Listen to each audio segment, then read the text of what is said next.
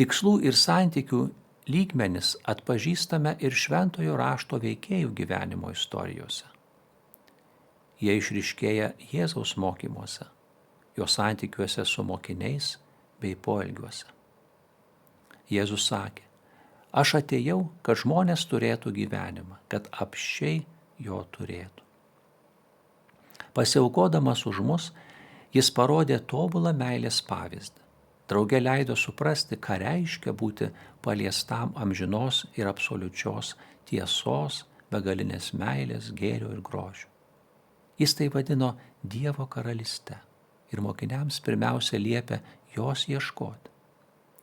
Pirmiausia, ieškokite Dievo karalystės ir jo teisybės. Vadinasi, Kristus ragino gyventi troškimais, kuriuos mes apibūdinome 4 lygmeniu.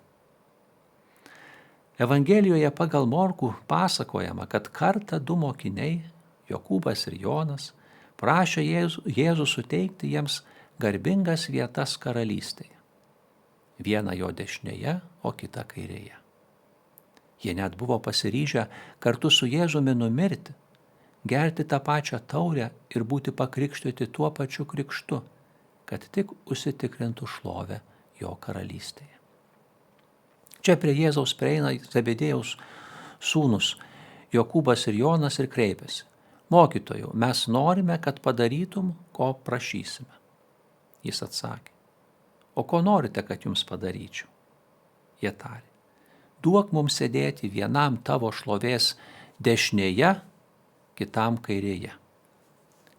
Jėzus atsakė, patys nežinote, ko prašote. Ar galite gerti taurę, kurią aš gersiu, ir būti pakrikštyti krikštu, kuriuo aš būsiu krikštijamas? Jie sako, galime. Bet Jėzus jiems pasakė, beje, taurę, kurią aš gersiu, jūs gersite, ir krikštu, kuriuo aš būsiu pakrikštytas, jūs irgi būsite pakrikštyti. Tačiau ne mano reikalas duoti vietą savo dešinėje ar kairėje. Tai bus tiems, kuriems paskirta. Tai išgirdę, 10 kitų supyko ant Jokūbo ir Jono. Toks Jokūbo ir Jono požiūris atspindi antrojo lygmens troškimus, siekimą garbingos vietos kaip tikslo. Toks jų dviejų požiūris papiktino kitus Jėzaus mokinius. Jėzus rado progą paaiškinti mokiniams, ko iš tiesų jie turėtų siekti. Pasišaukęs mokinius Jėzus prabilo. Jūs žinote, kad tie, kurie laikomi tautų valdovais, engia jas ir jų didžiūnai rodo joms savo galią. Tarp jūsų yra ne taip. Kas norėtų tapti didžiausias iš jūsų, tebūnie jūsų tarnas. Ir kas panorėtų būti pirmas tarp jūsų, tebus visų vergas. Juk ir žmogaus sūnus atėjo, ne kad jam tarnautų, bet pats tarnauti ir savo gyvybės atiduoti kaip išpirkos už daugelį. Jokūbas ir Jonas rūpinosi savo išskirtine padėtimi, norėjo užsiimti garbingesnę vietą, būti viršesni už kitus. Šiuo atveju jiems nerūpėjo, ką nors gerą nuveikti dėl kitų žmonių. Jėzus paaiškina, kad didžiausias Dievo karalystės požiūrių yra tas, kuris tarnauja ir savo gyvenimą atiduoda kitiems. Jis parodo save kaip tarnystės ir meilės pavyzdį. Katras yra vyresnis, kuris sėdi už stalo, ar kuris jam patarnauja. Argi ne tas, kuris sėdi? O aš tarp jūsų esu kaip tas, kuris patarnauja, sako Kristus. Tai giliausi santykiai ir aukščiausi tikslai.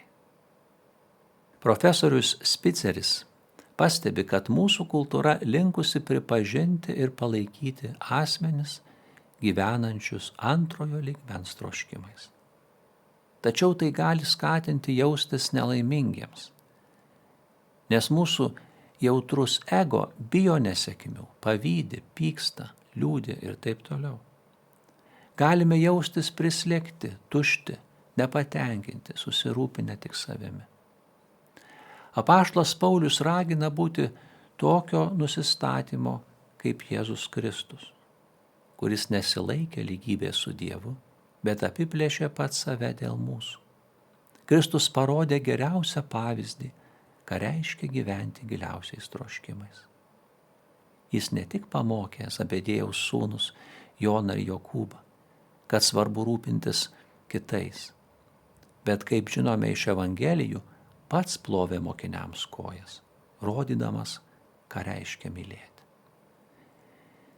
Itin besirūpinantiems savo buitimi sakė: jūs pirmiausia ieškokite Dievo karalystės ir jo teisumo, o visa tai bus jums pridėta.